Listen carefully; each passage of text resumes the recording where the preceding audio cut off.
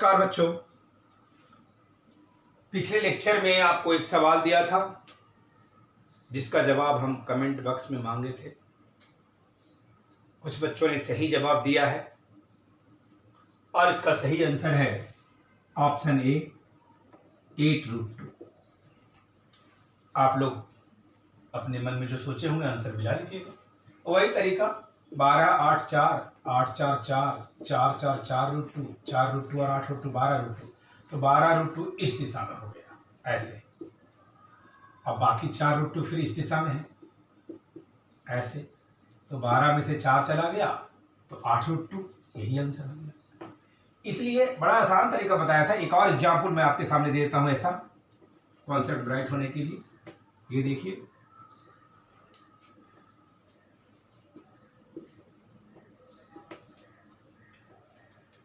ये मान लीजिए 15 न्यूटन है, ये मान लीजिए 10 न्यूटन है, ये मान लीजिए 10 न्यूटन है, और ये मान लीजिए 5 न्यूटन है, और ये मान लीजिए 8√2 है, और इसको 45 बना दीजिए। ये मान लीजिए 4√2 है और इसको भी 45 बना दीजिए। ये भी 45 है, ये भी 45 है। अब इसका रिजल्ट निकालना है तो आप क्या करेंगे? 15 और 10 का क्या हो जाएगा? 5। फिर 10 और 5 का क्या हो जाएगा? ये भी 5, थोड़ा आगे लिखते हैं, 5, और ये भी 5, और इस 5 और इस 5 का क्या हो जाएगा? तो अभी हमने बताया 5√2, और इसी में पहले से कितना था? 8√2। 8 और 5 कितना हो गया? 13√2, और इस तरफ कितना है? 4√2। तो ये घट जाएगा क्योंकि 180 डिग्री में a माइनस बी होता है। ये दोनों ऐड हो गया, 5 8 13 में से फिर से 4 चला गया तो कितना बच जाएगा? 13 में से 9 4, 13 9√2। सो दिस इज 9√2 आंसर। तो आप ऐसे सवाल का आंसर कर सकते हैं, 9√2 आंसर। तो इस तरह का हमने बताया, 6 फोर्स लेकर के बताया। एक और सवाल देखते हैं रिजल्टेंट पर बेस्ड। उसके बाद हम डिफरेंट टाइप्स ऑफ वेक्टर देखेंगे। एक और सवाल ये देखिए,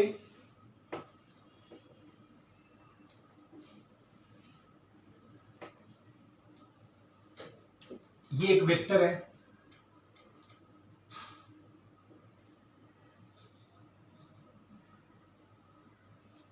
जो यहां से 30 डिग्री बना रहा है, और दूसरा वेक्टर है स्पेस।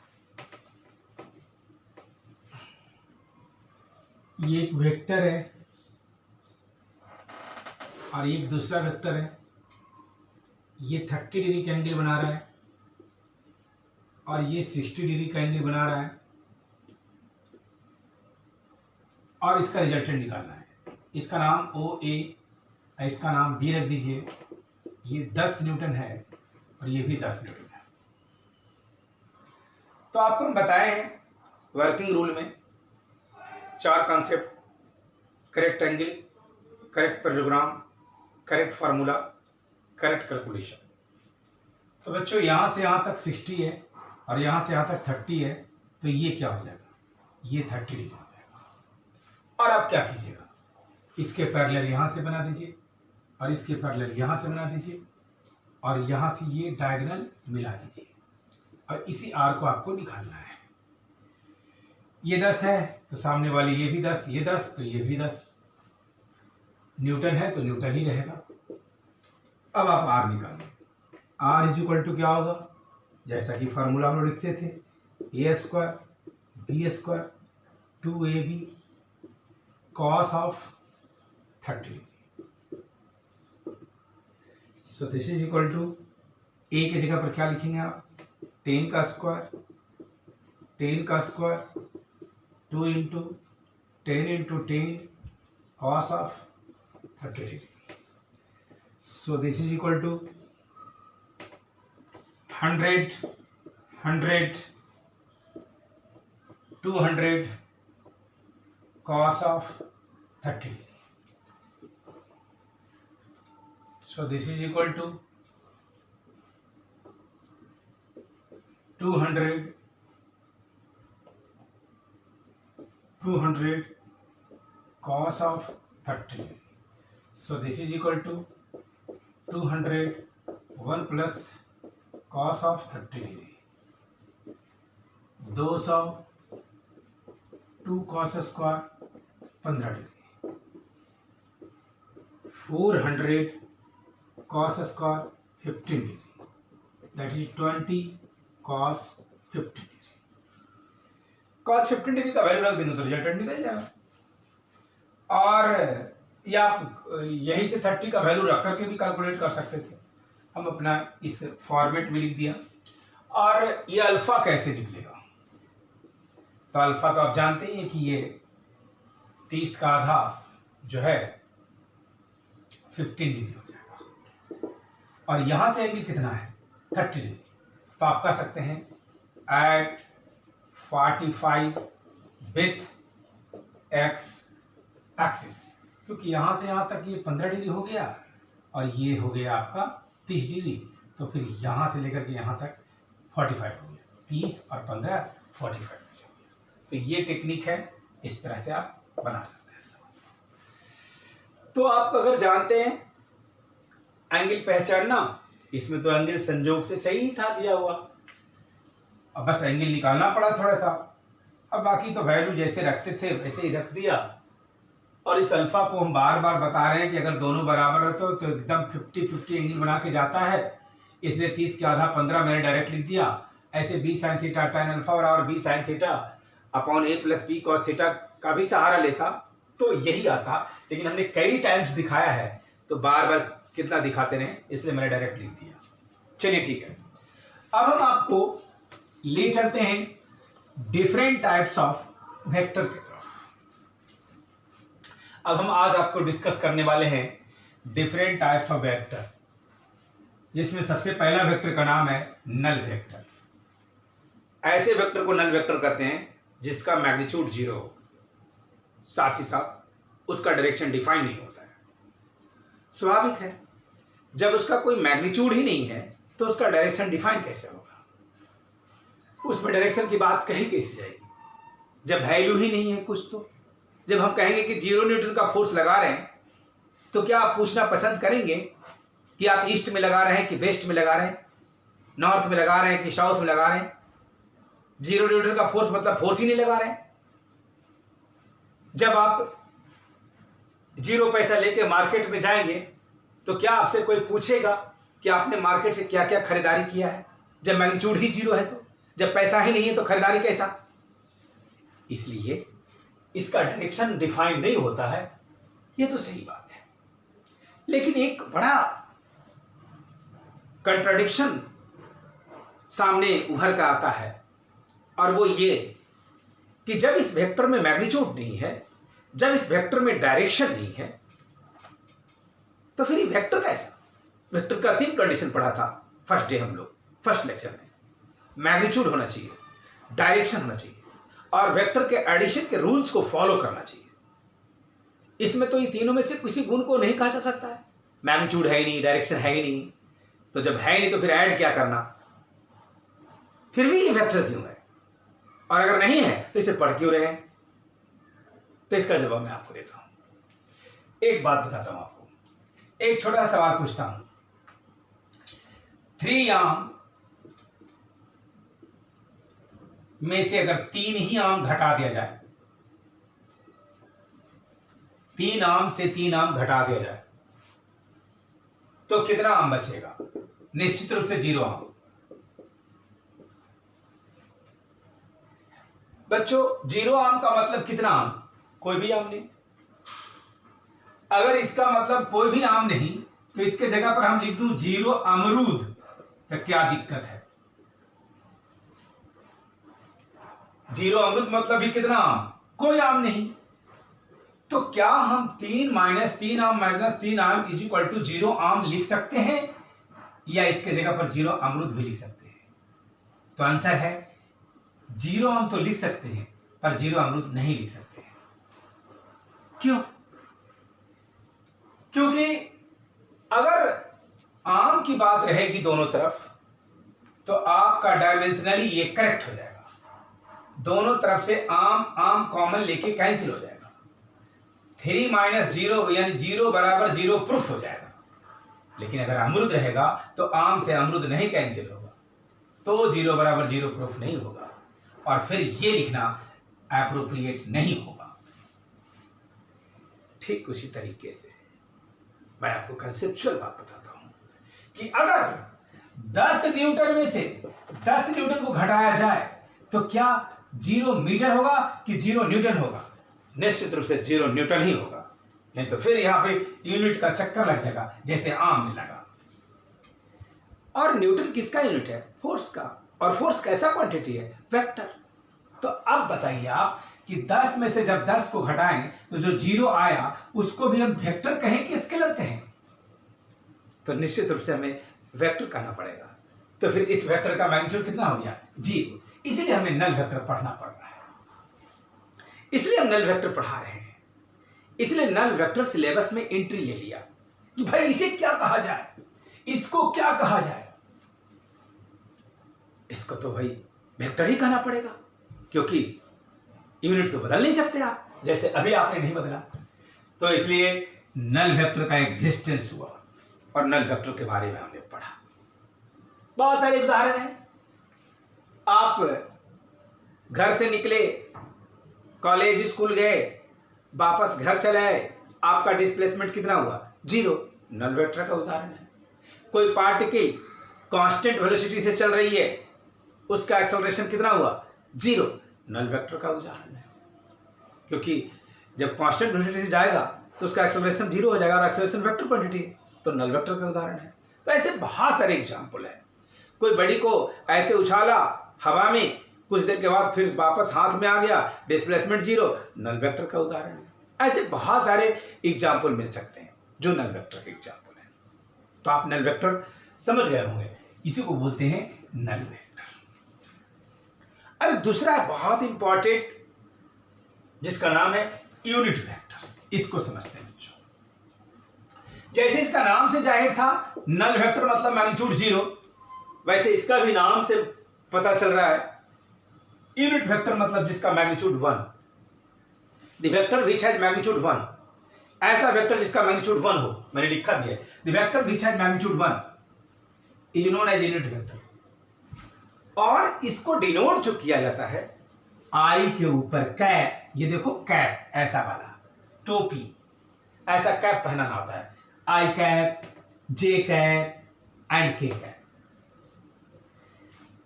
हालांकि यूनिट वेक्टर को आप ऐसे भी लिख सकते हो, ऐसे जो जनरल वेक्टर का साइन है, ये साइन भी यूनिट वेक्टर आई जे के ले सकता है, लेकिन कोई भी जनरल वेक्टर इसका साइन नहीं ले सकता है, वो कैप नहीं ले सकता है। ये जनरल वेक्टर का साइन ले सकता है, इसको एकाधिकार प्राप्त है, इसके साइन को कोई नहीं ले सकता, ये जनरल वेक्टर साइन ले सकता है। इसलिए हम आई कैप, जे कैप, के कैप से डिनोट किए हैं। आई कैप को हम क्या माने?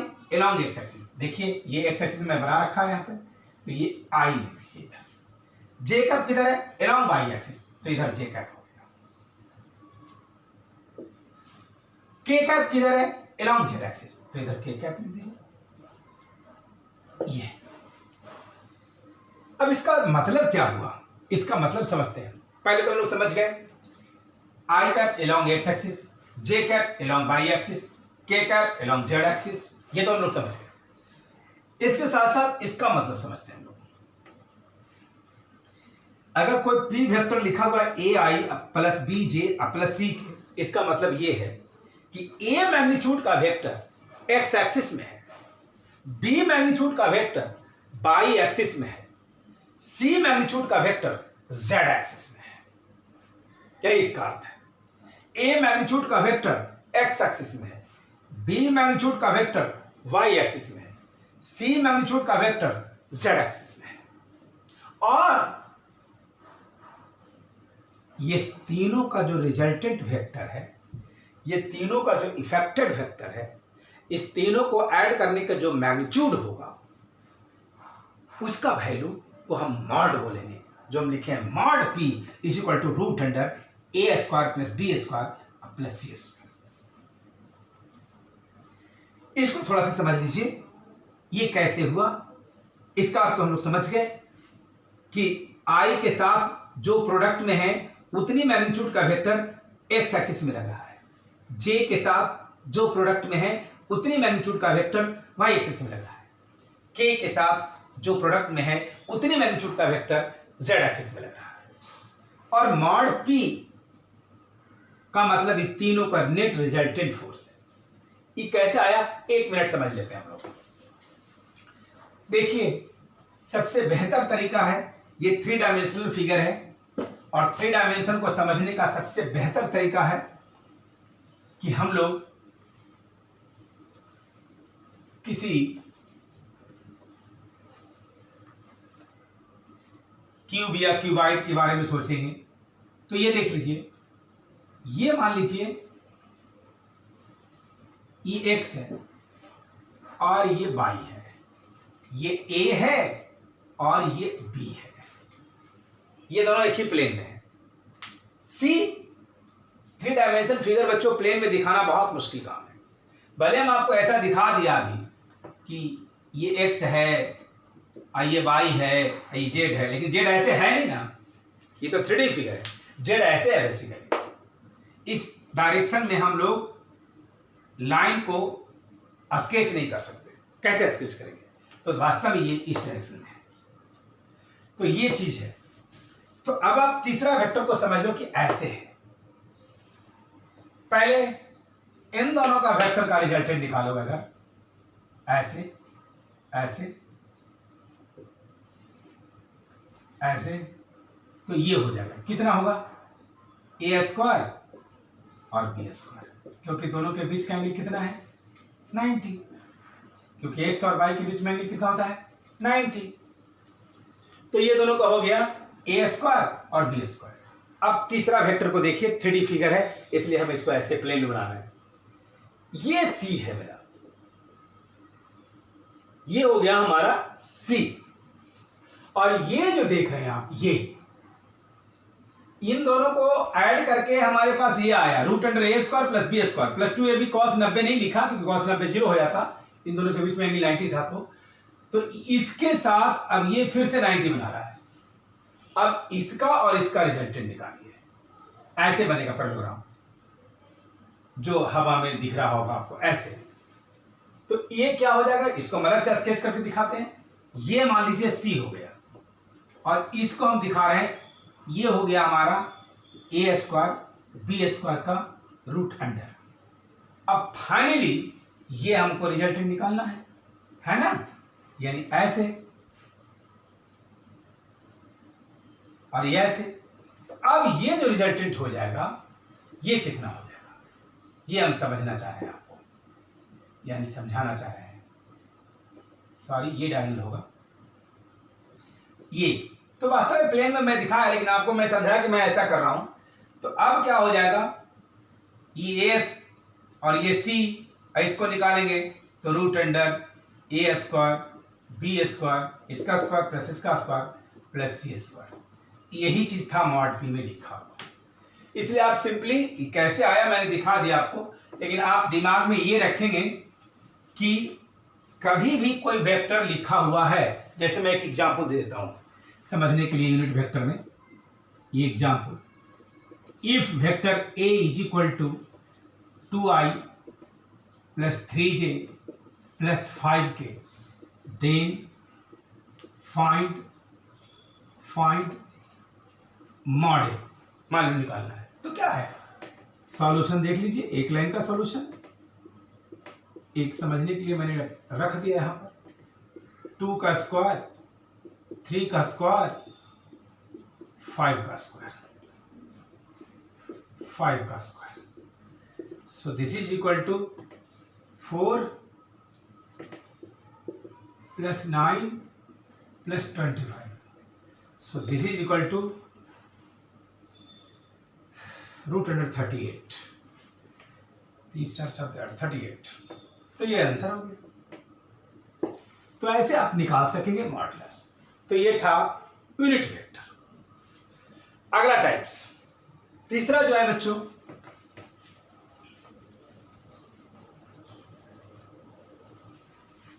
तीसरा टाइप का जो वेक्टर है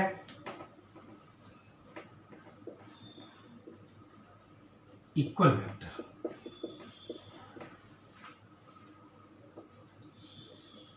to vectors are said to be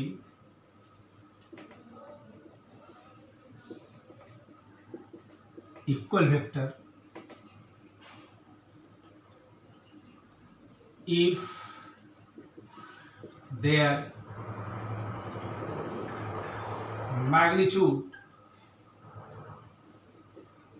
and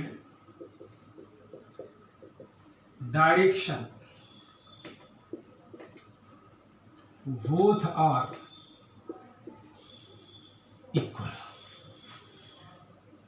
अब दो वेक्टर को आप इक्वल वेक्टर कब कहोगे? बस एक कंडीशन है, पहली तो उसकी मैग्नीट्यूड बराबर होनी चाहिए और दूसरी उसकी डायरेक्शन भी बराबर होनी चाहिए। सिर्फ मैग्नीट्यूड को बराबर होने से इक्वल वेक्टर नहीं कहा जाएगा, सिर्फ डायरेक्शन बराबर होने से भी इक्वल वेक्टर नहीं कहा जाएगा, दोनों ही बराबर होना चाहिए। देखिए, इसको आप इक्वल वेक्टर कहेंगे, मैग्नीट्यूड तो है बराबर, नहीं कहेंगे, डायरेक्शन गड़बड़ है। इसे आप इक्वल वेक्टर कहेंगे, इसमें तो डायरेक्शन है बराबर, तो नहीं कहेंगे, मैग्नीट्यूड गड़बड़ है। इसे आप इक्वल वेक्टर कहेंगे तो कहेंगे, क्यों?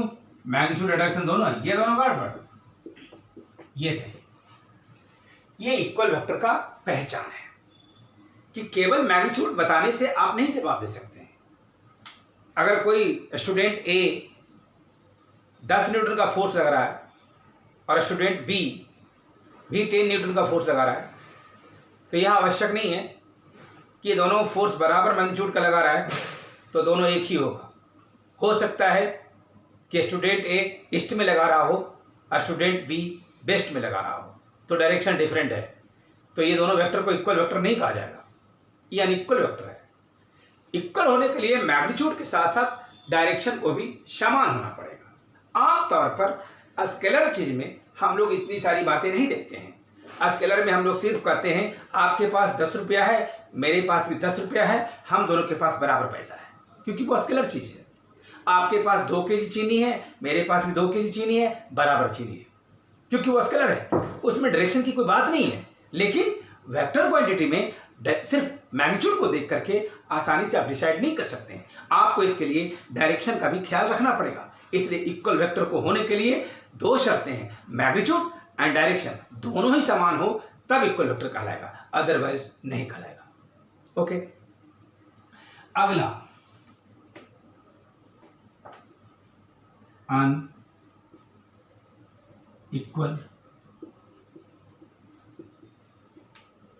Vector. 2 vectors are said to be unequal vector if and only if their magnitude and direction, if and only if and only if either their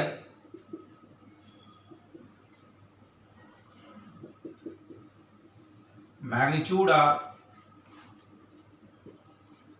different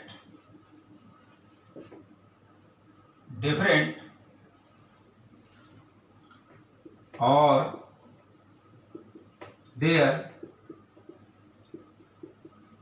direction are different or both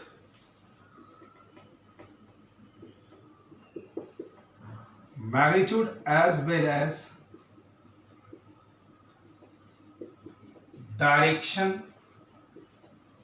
are different.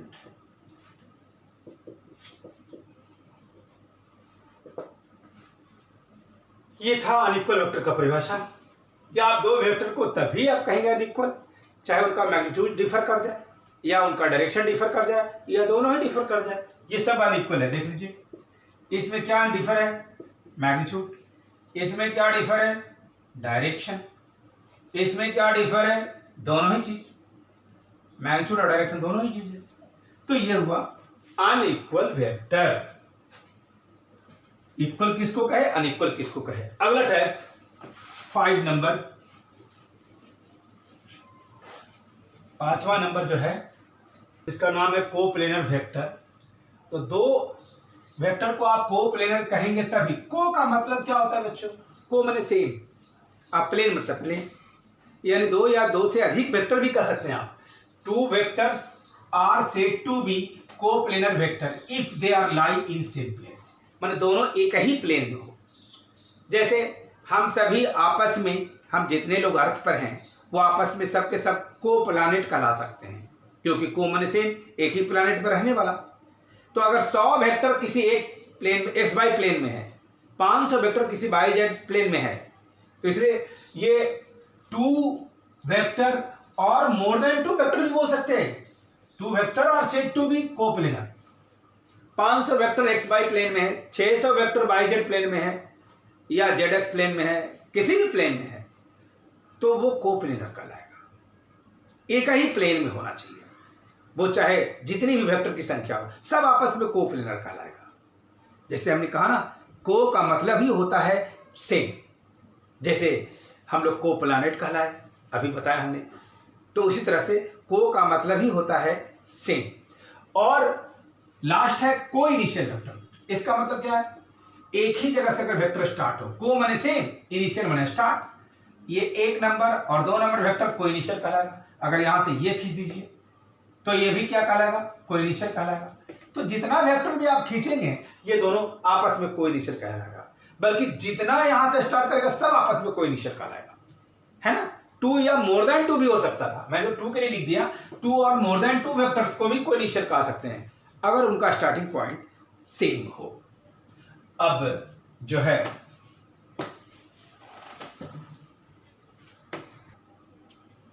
अब एक सवाल जैसा कि हम देते हैं lecture के अंत में, आज फिर एक सवाल है। The resultant of 6 Newton and 8 Newton can be, ये होगा, ये होगा, ये होगा, ये होगा। आपको आंसर कमेंट बॉक्स में लिखना है और अगले क्लास में हम इसका आंसर बता देंगे। Thank you.